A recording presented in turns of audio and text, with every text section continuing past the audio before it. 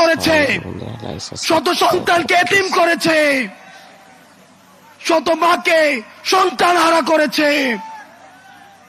এই ৭১কে পুঁজি করে যারা এই ৭১কে আওয়ামী লীগীকরণ করেছে তাদেরকে বিচারের আওতায় আনতে হবে।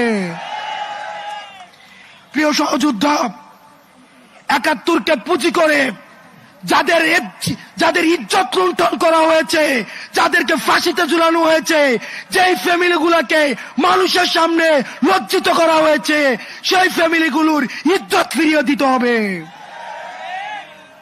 প্রিয় সহযোদ্ধা, আপনারা দেখেছেন প্রশ্নবিদ্ধ এক বিচারের মধ্য দিয়ে আমাদের দেশের উল্লেখযোগ্য আলেমদেরকে ফাঁসিতে ঝুলিয়ে হত্যা করা হয়েছে।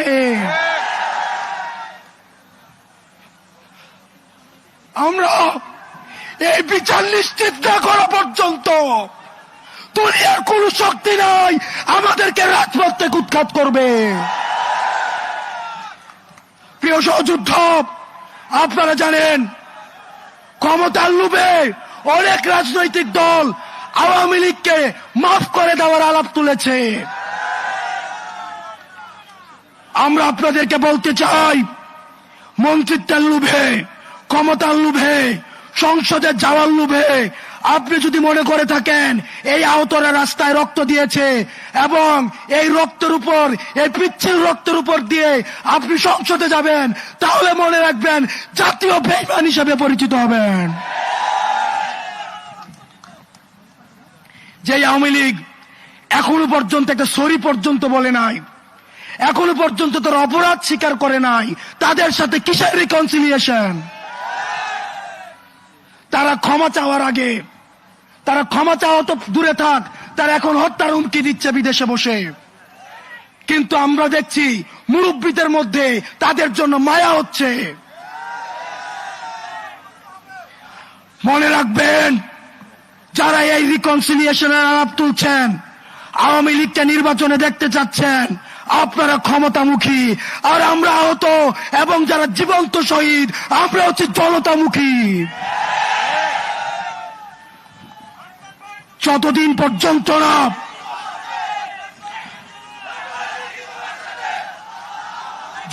পর্যন্ত না আওয়ামী লীগের বিচার নিশ্চিত হবে, ততদিন পর্যন্ত আগে বিচারের প্রশ্ন।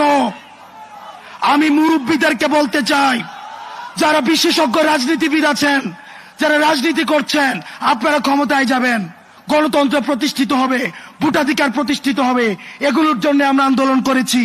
কিন্তু আওয়ামী লীগের বিচার নিশ্চিতের পূর্বে তাদেরকে যদি আপনারা রাজনীতির ময়দানে ফিরিয়ে আনতে চান, তাহলে এই আহতদের রক্তের উপরে পাড়া দিয়ে আপনারা তাদেরকে মাঠে আনতে হবে।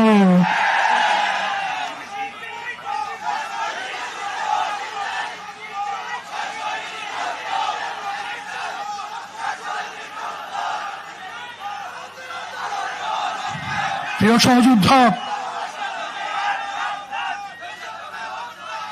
সহযোদ্ধা, আপনারা জানেন আমাদের এই পার্শ্ববর্তী দেশ এখন বাংলাদেশ যাদেরকে জঙ্গি স্বীকৃতি দিয়েছে তাদেরকে এখন পার্শ্ববর্তী ভারতে আশ্রয় দিচ্ছে।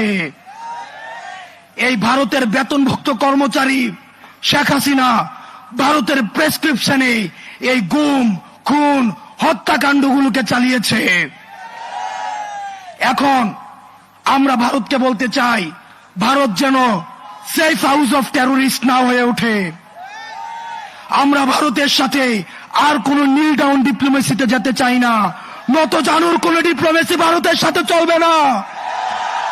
ভারতের সাথে সম্পর্ক হবে চোখে চোখ রেখে।